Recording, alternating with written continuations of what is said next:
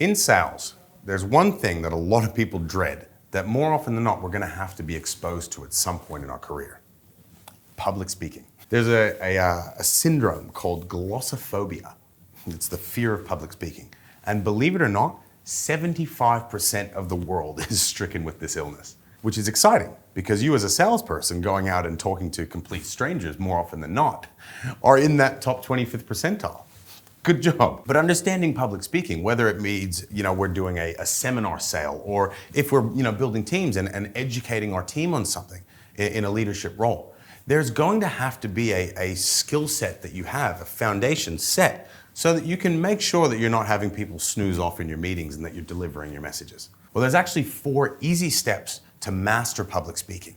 And if you can nail all 4 of these steps, you'll have everybody motivated, educated, and ready for a big day. The first thing you have to understand when you're public speaking is that your number 1 job is to take care of your audience.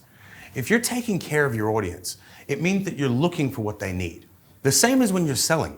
When you first start out selling, all you're thinking about is your pitch, is trying to remember the words you're supposed to say. How does that go? Not that great. That's why when people first start, they're normally not very good. But as we get better, as we completely internalize that pitch and know what we're talking about, what we're actually looking for is, well, does that customer need more energy from me? Do they need less energy from me? Am I overwhelming them? Do I need to take a step back? Or am I boring them? Do I need to speed up? I'm always looking for what a customer needs when I'm selling. Well, the same goes for an audience. If you can tell your audience is losing attention, you've got to be able to bring it back up. Ask questions, get people on their toes, quiz people, make sure they're listening. The other thing you can do is engagement. Hey, hands up, who else has experienced this? The more engagement that you can have, the more energy you're gonna need. But some audiences, you may be overwhelming. You may need to slow down. It's one of my biggest problems, learning how to speak slowly and enunciate what I'm saying. Because I'm such a high-paced guy traditionally, I can often lose people as I go. So understanding what the audience needs is the most important thing that you can do as a speaker. Take care of your audience. Number 2, pausing. It's something really, really simple, but you've got to understand, it builds suspense more than anything. And it shows that you're establishing control in that environment. One of my favorite places in the world is a place called Cairns in Australia. And it's right up the top, it's nice and warm, it's super tropical. And there's a restaurant that I love to go to. Well, number 1, the food's great, but the guy that owns it is one of the funniest people I've ever met in my life. He's an old school Greek guy, and he used to run some of the biggest clubs down in Melbourne in the 1980s. I can't possibly imagine why, but his memory's not the best these days. And what he'll do, he'll start telling us, because he loves telling stories. He'll be midway through a story, and he'll forget what he's saying. But the way that he speaks and the pausing that he does, he just stops. And as he starts going again, every single person's on the edge of their seat waiting to hear what he has to say next. Well, you can have that ability as well when you're speaking publicly. The more that you understand that when you stop and when you take time to speak and you breathe in and you give people the suspense that they're looking for, the more you're going to make them pay attention and the more you're going to make what you have to say mean something. If you understand how to control the room with pausing, your ability and strength as a speaker is going to go through the roof. The hard part about that is, especially if you're someone who's a bit nervous public speaking, and you're going to be a little bit jittery, and your heart rate's going to go up, and the adrenaline's going to be pumping. So you're going to be speaking like this and talking and being really, really quick, and you're going to lose half of your audience's attention. So the number 1 thing you have to remember is slow down and really embrace the pausing that you can use as a speaker. The third thing is something I call trumping. Now, the analogy I use or the example I use is Donald Trump. The guy became the president of the United States of America. And what he does, he speaks in what I call hyperbole. He's a hyperbolic speaker.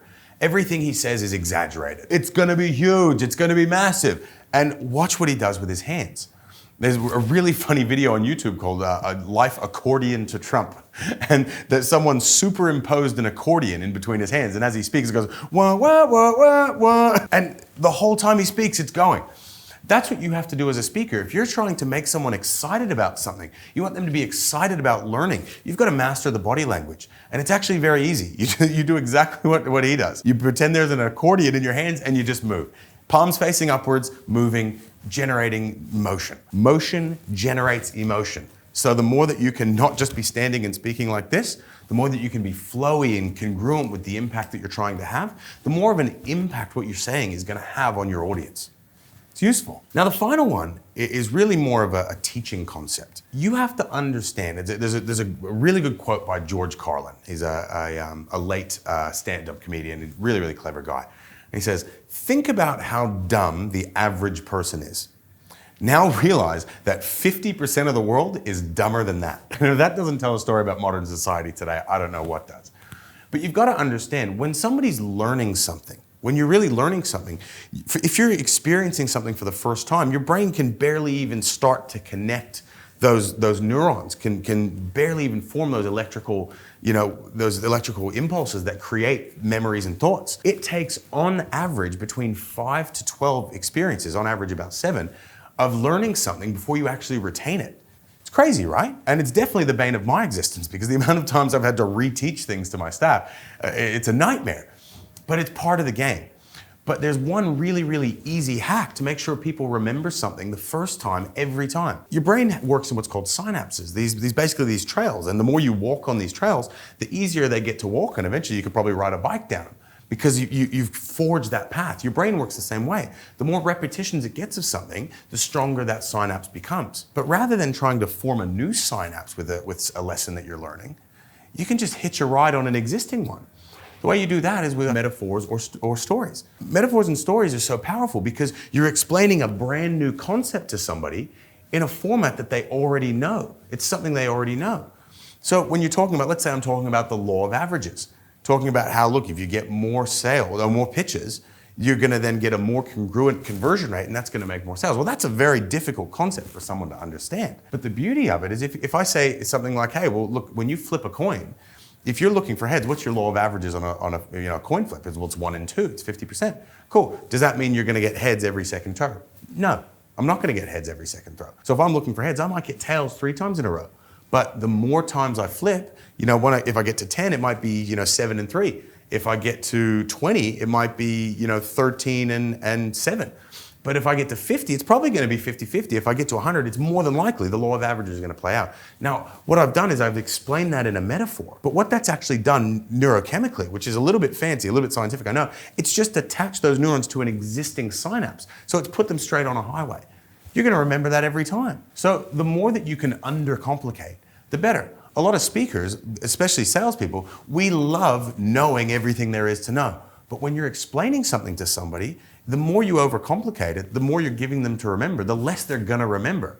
Less is absolutely more in this circumstance. So when you're teaching, the way that I like to dumb things down is either through personal stories, an experience where you take people on a journey and they remember it, because the human brain, before we actually had written word, all we had was stories. So the human brain is more likely to remember stories because that's how evolutionarily it happened. But in metaphors, instead of creating a brand new memory, you're just attaching a new one onto an existing way of thinking.